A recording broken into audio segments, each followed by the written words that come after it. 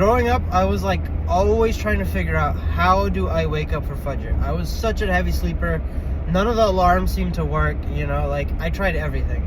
So I went to the sheikh and I was like, I don't know what I was expecting. But yeah, I was like, dude, how do I wake up for Fajr? And the sheikh was like, you don't wake up for Fajr because you're on your phone till 2 a.m. and you don't sleep properly. So start sleeping by 11 and stop using your phone right before you go to sleep. So I was like, you know, fair point. I don't know, I was thinking about some spiritual, like, dhikr or something like that to help me, but of course nothing would help someone who is shooting themselves in the foot every single night.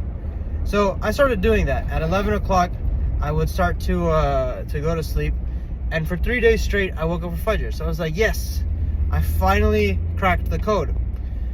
On the 4th day, I didn't wake up. So I went back to the sheikh and I was like, Sheikh, I slept at 11, I did everything you said, but I didn't wake up. He said, you didn't wake up? I was like, no. He's like, okay, read Ayatul Kursi.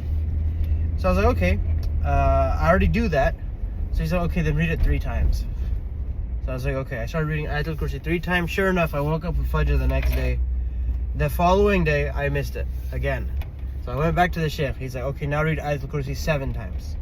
And then I started waking up again.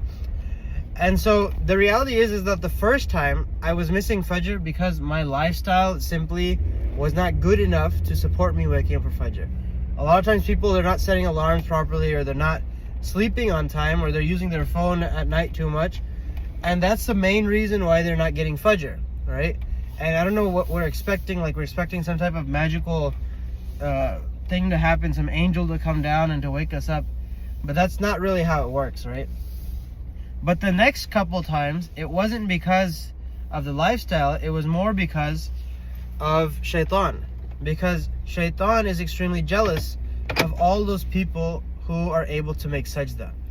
And so we have to ward off both, right? We have to make sure that we're not expecting some crazy miracle to happen every single night.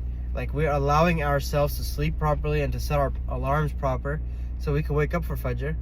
But beyond that, we have to understand that the Prophet told us that Shaitan is so jealous of the person who prays that he cries every time they make sajda because he himself couldn't make the sajda, right?